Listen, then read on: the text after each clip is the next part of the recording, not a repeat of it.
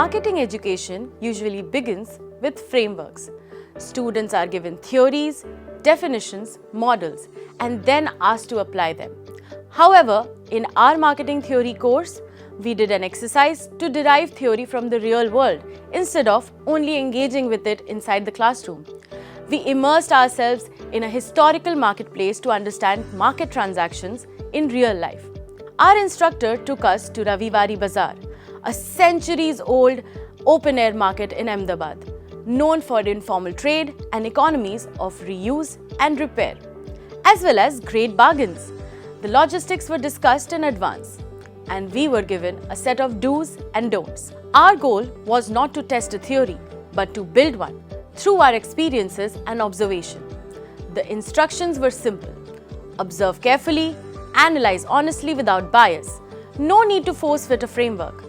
Go with an open mind, identify patterns, articulate, ask questions and seek clarifications if needed. Separate descriptions from explanations and only then connect insight to a theoretical framework. This exercise changed the way we saw theory.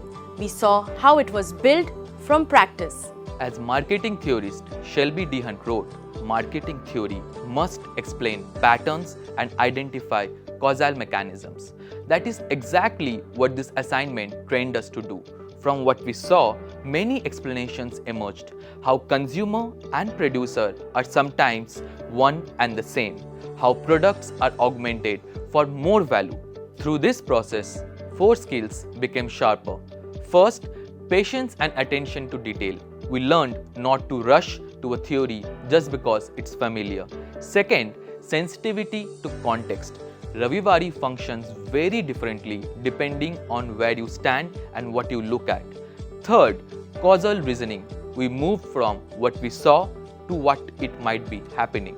And fourth, theoretical legitimacy.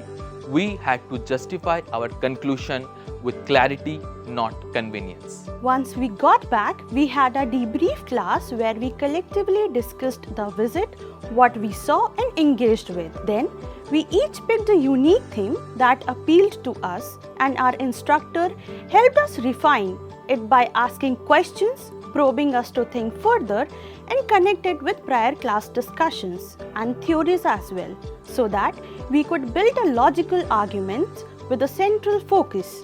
Then came the next part of the assignment, where we had to prepare posters and present what we saw in the open arcade area of campus, explaining to visitors what we saw, heard, and how it changed our perceptions of market and marketing.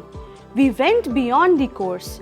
There was an amalgamation of theories. We stepped out of siloed thinking to think of context, phenomena, representations, and cause and effect relationships.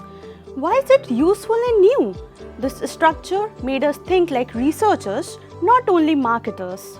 One myth that broke during this exercise is that marketing is not just through brands or advertising, but can be viewed through multidisciplinary lenses. For example, we saw live economics in informal market structures, sociology in social motivations and labor relations, and sustainability in repair cultures and circular flows. We realized marketing also includes value creation systems, labor dynamics, and social exchange. This visit has remained with us, and we find ourselves thinking back to the market dynamics as a live space to test our thought process. What made this pedagogy powerful was its transferability. We find ourselves referring to it even in other courses. Once you learn this method, any marketplace becomes a live classroom. The activity emerged from a need to revisit how students understand markets. Historical bazaars operate on conversation, relationships, and moral economy rather than purely transactional logics. Ravivari, which has been running for more than 6 centuries, helps students see, amongst other things, how recycled, reused, and upcycled goods move through the social and economic networks. The activity was strategically placed after sessions on marketing theory and before the shift to critical marketing. The intent was to use a living marketplace to examine some foundational assumptions about exchange and value. We did fix the route in advance, and I asked students to come prepared with water and necessities for spending time there. And during this visit, students were guided to observe whether Ravivari still functions as a conversational marketplace or whether transactional logics are taking over. We also asked them to notice how digital tools such as mobile payments reshape bargaining, power and inclusion. After returning from the field, they created poster presentations that reflected how theory emerges from the ground.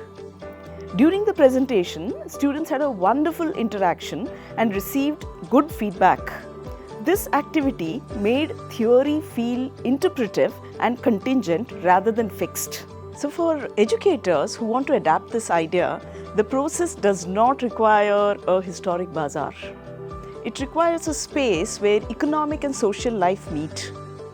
Ask students to observe first and theorize later. Encourage them to question dominant models and let the field speak before the textbook does.